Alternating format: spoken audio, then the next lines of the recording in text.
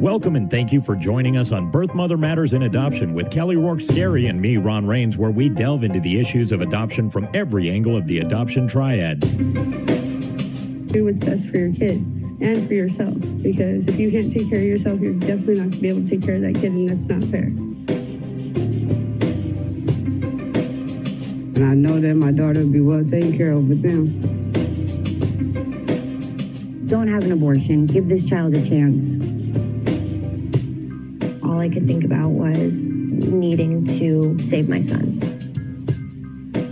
My name is Kelly Rourke-Scary. I am the Executive Director, President, and co-founder of Building Arizona Families Adoption Agency, the Donna K. Evans Foundation, and creator of the You Before Me campaign. I have a bachelor's degree in family studies and human development and a master's degree in education with an emphasis in school counseling. I was adopted at the age of 3 days, born to a teen birth mother, raised in a closed adoption, and reunited with my birth mother in 2007. I have worked in the adoption field for over 15 years. And I'm Ron Rains. I've worked in radio since 1999. I was the co-host of 2 successful morning shows in Prescott, Arizona. Now I work for my wife, who's an adoption attorney, and I'm able to combine these 2 great passions and share them on this podcast. In June 1969, 21-year-old Norma McCorvey, a.k.a. Jane Roe, discovered she was pregnant with her 3rd child. She married and became pregnant at 16, but divorced before the child was born. She subsequently relinquished custody of her child to her mother. In 1967, she gave up a 2nd child for adoption immediately after giving birth. When she became pregnant again in 1969, she wanted to have an abortion. She returned to Dallas, Texas, where friends advised her to assert falsely that she had been raped in order to obtain a legal abortion, with the incorrect assumption that Texas law allowed abortion in cases of rape and incest. The Texas statute allowed abortion only for the purpose of saving the life of the mother. Norma was referred to 2 female attorneys, Linda Coffey and Sarah Weddington. Norma gave birth before the case was decided, and she placed her baby for adoption.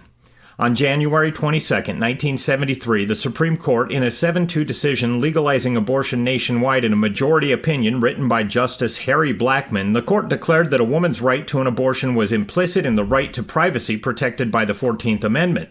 The court divided a woman's pregnancy into 3 trimesters and outlined the following. The first trimester, abortion was able to be decided by the pregnant woman. Second trimester, the government could regulate abortion, although not ban it, in order to protect the mother's health. And third trimester, the state could prohibit abortion to protect a fetus that could survive on its own outside the womb, except when a woman's health was in danger. The big headline out of a.k.a. Jane Roe is McCorvey's assertion that she was paid by anti-abortion activists to switch her position on reproductive rights in the mid-1990s. It was all an act, she says, in the documentary of her much ballyhooed about-face, which had been attributed to her becoming a devout Christian, proclaiming herself to be a good actress. McCorvey, who died in 2017 at the age of 69, defiantly states that she doesn't care what people think of her. She was, to be sure, a complicated figure, one who says she never actually had an abortion. Growing up under hardscrabble circumstances, she faced an unwanted pregnancy when she was recruited to serve as the plaintiff in the landmark case, only later shedding her anonymity to be embraced as an icon of the reproductive rights movement. McCorvey later shocked her allies by declaring herself born again, switching her allegiance to the anti-abortion rights group Operation Rescue. It was only the latest wrinkle in what a news report described as the furious battle that rages around all her name has stood for. But not the last one, given what she reveals during the interviews conducted over the last year of her life. Operation Save America, an anti-abortion group formerly known as Operation Rescue, has denied McCorvey was paid by that group. Her whole life was an attempt to tell her real story, says Rob Schenck in the film, an evangelical minister who made his own dramatic shift from anti-abortion crusader to supporter of rights made possible by Roe v. Wade, adding that he hopes the film creates a posthumous opportunity for her to do so.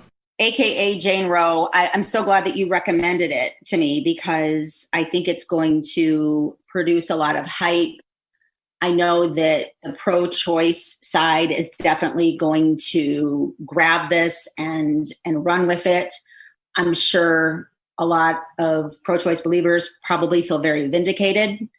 And it was absolutely not what I was expecting. I was completely and totally blown away. I had never seen an interview prior with her. Mm-hmm. She was what I had expected. It was not necessarily what I anticipated in any aspect whatsoever. What was your take on it? I agree with that, and I feel like, because I thought it was going to be almost completely politically driven and just focused on one side or the other, probably more of the one side. And it did have politics. It definitely included politics and the arguments, but it was almost more a documentary about her and her life, which I kind of appreciated, because then it does let you get to know who she is. Right. And I think that was actually smart on their part, because it made her more credible from their vantage point. Right, I think it did too. But it also showed some of the flaws, because she was a very complex person. And she was. You can't just put her into a box and say, oh, she's pro-choice, she's pro-life, whatever, because it was very fluid throughout her life as to what she stood for. And yeah, it was very interesting. It was a well-done documentary. I think it's interesting that you say she was very complex. I think she was very complex, but also very simple. I think that she did not have the ability to see both sides at the same time. And because of that, she would flip from side to side and go wherever she was benefited the most. So I think that she was definitely a puppet for whoever was able to reach her. And to me, that's really sad, because when you think of the Jane Roe of abortion, I always envisioned a very strong, very powerful, very, solid individual that what I thought was, the case, basically felt that she had done something very wrong and spent her life trying to alter the case that she had previously made. And that wasn't it at all. And so it was disappointing in that aspect. I'm not sure really what her end goal was for making the film. I don't know what she got from that. I don't know. I think she was, throughout her life, I think she was very attention starved. And the people that paid attention to her, the people that gave her, praise and adulation on either side, she was malleable. She would form to that. She was like clay, And so if somebody's giving you attention and or money to speak their point of view, she was all out there getting in front of the camera and doing it. But again, I mean, if you take somebody who, now, I don't believe she graduated high school. Is that correct? Am I correct in that? I didn't catch that. It didn't seem like it, no. Because she went to the reform school. I don't remember. Right, but then she got married at 16, right? Wasn't she much younger, 17? And so, I mean, you take somebody who is presumably, not fully educated, did not have a high occupational position, and somebody who was desperate for, like you said, attention and I think love.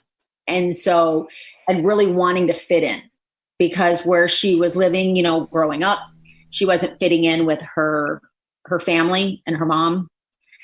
And then, she was sent to reform school. And because she was interested in girls again, I mean, that's, she is then cast out again because she's not fitting in with the general society. Right, with norms. Especially in those days. Yeah. And so I think that she was really looking for something. And unfortunately, I think she was, played like a puppet on both sides. I agree. It was not at all what I was expecting. Was it what you were expecting? I don't think so, but maybe that's because all I had heard about it was the big revelation at the end. So I didn't realize that it was going to go through her entire life as an individual and how she changed through her life back and forth. And so, no, that wasn't quite. I thought it was going to almost just start right at the Roe v. Wade controversy and, through the decision. I thought it would start there, but they went back further, kind of went into her family background a little bit, which I appreciated that. But no, it was not at all what I expected. So, I think I was expecting definitely more, like you said, I thought there was going to be a lot more about the court case. I didn't realize she really had very, very minimal involvement in the actual court proceedings. I mean, by then she had the baby and placed the baby for adoption. And so, I mean, it was a couple years later that the ruling came out. So she really wasn't a huge participant in the trial, the movement. It was more, her name, which was then reclassified as, Jane Roe, and really just this individual. And they used her as an example as to why women, they felt that women should be entitled to have an abortion. Right. So that was really, I mean, like I said, her actual involvement, I think, was very minimal to some aspect. I mean, right. And she even said that she found out about the decision from, like everybody else, from the paper. And then the attorney called and said, we won. And she said, well, you won. I had the baby. And it was interesting. So, yeah. And she was being played the whole time by both sides. So I can't emphasize that enough. And that was really sad to me, because I don't think that she really, I mean, that was her third pregnancy. Yeah. I just, I thought it was very tragic, actually. And again, for me, my entire life, because I was adopted, I've heard so much about Roe v. Wade. I mean, being in the adoption world, I mean, it's a huge, huge topic. And to see this documentary was really disappointing, not in the documentary itself, but in the reality of what it was. Right. And she ended up, when you actually put a face to the name. And also, as I was watching, I often wondered about you and how you were perceiving this, because the way she spoke and her mannerisms and almost kind of like not caring what anybody thought of her personally, I thought of your mom a lot from the stories you've told. Did she remind you of your mom in any ways? There were a couple aspects to where she did remind me of my mom. My mom dropped out of school in the 10th grade. My mom had me at 16. My mom was definitely feminine. She wasn't homosexual at all. She was very feminine. Mm-hmm. After she had me, she went on, and this made me smile. My mom worked as a car hop on roller skates at a fast food place as well. As did Jane Roe, right. Yeah. And so that was a little ironic. My mom did not care, what people thought of her. She was who she was, and you could accept her or not. But she wasn't as, I think Norma was very, into the shocking. I mean, the hair colors, and, she would go to these extremes. My mom didn't do that, but my mom, very much like her, was into the rings. My mom always had a ton of rings like that. And I think her personality, where she, was really looking to be loved and find where she fit in, was very reflective of my mother as well. Mm-hmm. Now I want to go back on a couple of things. First of all, I didn't know there were different hair colors until you just said that. What colors were her hair through the documentary? Brown, and then bright red, and then a darker shade of red. And then it would be more of like a politically correct hairstyle. And then she'd go back to the shocking red and the real short butch look. And I found that was very indicative of where she was at the moment. Like, if she was on the pro-choice side, she seemed to be a little more flamboyant. Yeah. Right. And when she was on the pro-life side, she was more conservative looking, had a more conservative haircut. I never realized that Gloria Allred was working with her. Right. Did you know that? I didn't know much about Jane Roe other than obviously I knew the name. I knew of the case. I'd never seen her on TV, never seen her speak before. So this was very eye-opening in a lot of ways. But it doesn't surprise me that Gloria Allred was her friend and they worked together so much, but I didn't know it. Okay. Yeah, I thought that was very interesting. Now, you bring up something that I think makes her seem like more of a complex person, in that she always did. She craved that attention, acceptance, and love and all that stuff. But on the other hand, like you said, she didn't care what you thought of what she said. She would say brash things all the time, and she didn't care if you liked it or not. So I feel like that really, it's kind of a dichotomy between, her personalities. I just find it very, that's why I think she was a very complex person. That's why I say, but she was in many ways a very simple person as well. So it's strange. Right. I can definitely see where you're coming from. I think that she is also very much a result of society. She didn't have a close relationship with her mom. She didn't finish school, I don't believe. She was looking, she kept getting pregnant by different men, and yet she identified being homosexual. Being lesbian, so right. It was just interesting, yeah. Originally going into this, I believed that we would be having a discussion right now about how the directors of the movie had preyed upon her and got her to do this deathbed confession before she passed, so that they could vindicate themselves and so try forth. and undo the last 20 years that she had done or whatever, right? And so when I saw that was not the case, I thought, okay, so where would I go with this? And then I thought, really, people's events in their lives are often part of the reason why they change their opinions, why they go back and forth. I think that people do make major life choices and decisions based upon happenings. So in other words, someone could identify with one religion and then meet somebody and fall in love with them and change to their religion because they want to identify with them. Right. And there'll be positive reinforcement by identifying with that religion rather than their previous one.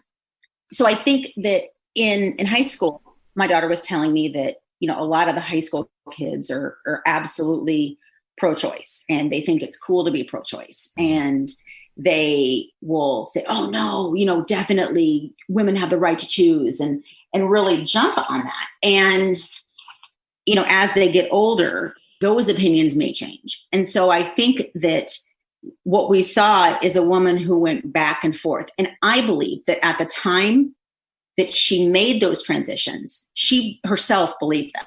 Mm-hmm. Do I think that she was fully acting? No, I don't.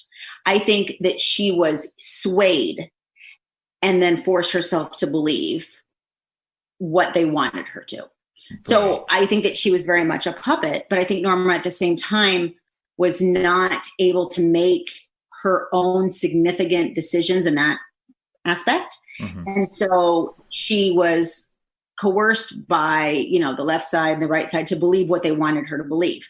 So when she was speaking, I do believe that she believed what she was saying at that moment. Now, that may not have been her actual belief, but in that moment, that's where she felt vindicated and validated. And she went where she felt she would get the most attention, like you had said, and the most praise, and what benefited her the most. Mm-hmm. And so I think that, there's something called a confirmation bias as well, which is the tendency people have to embrace information that supports their beliefs and rejects the information that contradicts them. Right. An example for all of us in today's society would be, you can look on the news and you can see people who are going out to the grocery stores and they're wearing masks and gloves and following the orders and recommendations by the CDC. Mm-hmm. You also see the rebels that are going to the stores and they're not wearing masks and they're not wearing gloves, and they are telling everybody, this is a conspiracy. Right. It's a big hoax. They're blowing it out of proportion. This is due to the upcoming election. And so they are rejecting any information that contradicts their own ideology, what they want to believe. And I think that people on both sides, whichever it would be, like if you're out there wearing a mask and trying to do everything, you're watching one source of news, for instance, whereas a lot of these others are watching alternative sources on the internet and, you know, getting their medical advice from different sources, I'll say. I won't, you know, give one... Well, I will give one more reputation over another, but that's not what we're talking about here. But you're right. There is confirmation bias, and I think we're all susceptible to it. And that's why I've always recommended, for instance, to my son, watch, you know, CNN and MSNBC and Fox, a little bit of each. And then what you do is when they tell the facts, if all the facts are the same in all three, those are the facts. Now, all the other stuff is opinion, and you kind of mesh those and go, okay, what do I believe hearing these three different voices, or how many ever you listen to, the more the better, I think. But if you just only watch Fox News or you only watch MSNBC, you're only getting that one side, and that is confirmation bias. Absolutely. And that's what I think that she was doing as well, along with, you know, she felt truly cared when Flip came out, you know, when he moved into the office next to her and took that time and brought her to this religion. I think that she embraced it because she felt loved by them. Right, because he was nice to her at first, and then they welcomed her in. And so, yeah, I don't think it was 100% them paying her to do anything. They were manipulating her by all means, but I think it started out with her feeling accepted. I agree. Because, and I think a really good way to quantify that would be, I would seriously doubt, and this is speculation, purely speculation, I would seriously doubt that in that first conversation, he opened up his checkbook and said, let's talk. Right, exactly. And so I think that, you know, what I took away from the documentary is, you know, there was a woman that was manipulated in not just a financial manner, but emotionally, mentally, and she was put on the forefront of something that she probably had no idea what this was going to evolve into. And I think that she really probably got in over her head at many points in her life. Mm-hmm. And at the same time, she was probably all along trying to find out who she really was. And that's why she kept putting on so many hats. I think it's very sad because her life in a lot of ways is tragic. I don't know that she would look back at her life and say, yes, I had a great life. I'm happy with the way my life went. Mm-hmm. I think that we can all appreciate her struggle and her openness to share her story because it may help others down the road. I do think that this would definitely be a win for the pro-choice side in terms of the documentary. I mean, I know people were saying, oh, this is propaganda and all that. No, I believed it. Right. I think it was one-sided, certainly, and it was told from a perspective, but I don't think that was too heavy-handed or, you know, I think they were being as honest as they could be with the information they had. I agree with you 100%. I also felt like it really brought me back because a lot of this took place in around 1987, 88, and the early 90s, you know, before she converted. And I saw the people that were protesting on the pro-life side, and I found it in a lot of ways distasteful, and I thought, that's not how you win hearts and minds. I think you win hearts and minds by having an honest conversation with somebody and trying to see where they're coming from and why.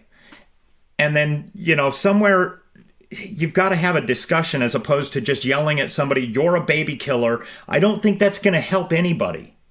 I mean, I think that just reinforces your echo chamber where you're saying, oh, they're all baby killers, but it's not changing anybody else's mind. That's my opinion of this. That's a lot of my takeaway. And it made me think of when I was that young and I went through my experience, maybe that was a little bit of me going, I don't really want to associate with that side. And so I didn't push back as hard as I should.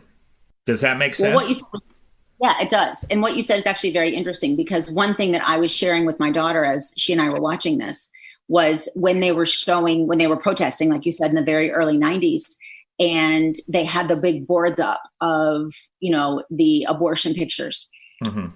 I remember I went to ASU, and I remember seeing those protesters at ASU. I mean, they were at ASU. They weren't protesting that nobody was getting an abortion at ASU, but right. They were doing their protests and so forth. Mm-hmm. And I remember thinking, yeah, I remember that. I remember those boards. I remember seeing those. And what you described in terms of, talking to somebody and really, investing in them emotionally and mentally is very much what Flip did when he got her to convert, basically. Right. Yeah, when he approached her on that bench, he wasn't yelling at her. They had an honest conversation. And all the other times where he would do these drastic measures, and those weren't working. But you're right. The one time that he said, hey, let's talk, and sat down and gave her time and attention, that's what worked. And I hope in some weird way that's what we're doing with this podcast, is having a conversation, not yelling at people or judging for past decisions or, what their choices are, but kind of saying, hey, here's a different perspective. Take a look and I'll take a look at yours, Yeah. I think my final comment on this documentary is a question that I'm expected to be asked will be, how will this affect the court's decisions in the upcoming court cases regarding abortion today and whether or not it's going to be overturned? I don't think it will be influential at all.